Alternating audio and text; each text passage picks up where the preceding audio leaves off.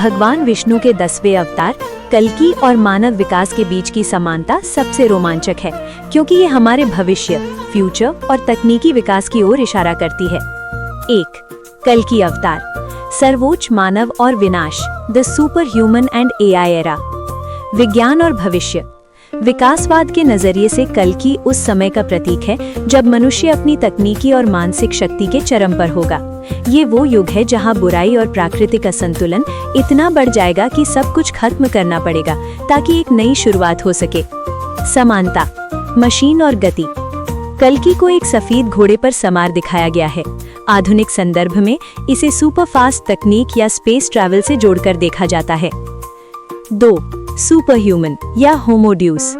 वैज्ञानिकों का मानना है कि भविष्य का मानव आज के मुकाबले मानसिक और शारीरिक रूप से कहीं अधिक उन्नत होगा। इसे होमोड्यूस या ईश्वर जैसा मानव कहा जाता है, जो तकनीक और बुद्धि से संपन्न होगा। कल्कि को 64 कलाओं का ज्ञाता बताया गया है। वो एक ऐसे सुपर ह्यूमन होंगे जो मानसिक शक्ति और अस्त्र शस्त्र की विद्या में पूर्ण होंगे। ये मानव चेतना की उच्चतम अवस्था का प्रतीक है। 3. उन्नत तकनीक और मशीनें। हम धीरे धीरे आर्टिफिशियल इंटेलिजेंस या एआई और उच्च गति वाली मशीनों की ओर बढ़ रहे हैं। कल्कि का सफेद घोड़ा देवदत्त केवल एक जानवर नहीं बल्कि एक दिव्य यंत्र की तरह वर्णित है, जो पलक झपकते ही कहीं भी पहुंच सकता है। आधुनिक संदर्भ में ये अल्ट्रा फास्ट ट्रांसपोर्टेशन या हवाई मार्ग, स्पेस ट्रैवल का प्रतीक माना जाता है। उनकी चमकती तलवार को लेजर या प्लाज्मा हथियारों के समान देखा जाता है। 4. Survival of the fittest. Darwin के सिद्धांत के अनुसार जो प्रजाति खुद को परिस्थितियों के अनुसार नहीं बदल पाती, वो खत्म हो जाती है। कल्कि का मुख्य कार्य सफाई, क्लेंजिंग है। जब मानव समाज नैतिक रूप से सड़ चुका होगा, तब कल्कि उस सड़ी गली सभ्यता को समाप्त कर केवल योग्य और धर्मनिष्ठ लोगों को बचाएंगे, ताकि नई प्रजाति सतयुग का मानव जन्म ले सके। 5.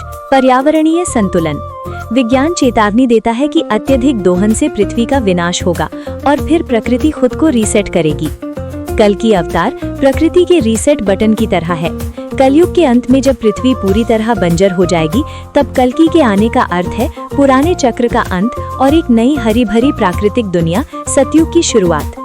निष्कर्ष, अगर मत्स्य अवतार जीवन की शुरुआत था, तो कल्कि अवतार बुद्धि का चरम और चक्र का अंत है।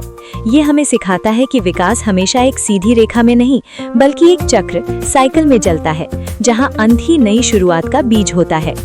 यहाँ दी गई जानकारी विभिन्न शास्त्रों, पुराणों, हिंदू दर्शन और लोक मान्यताओं पर आधारित है।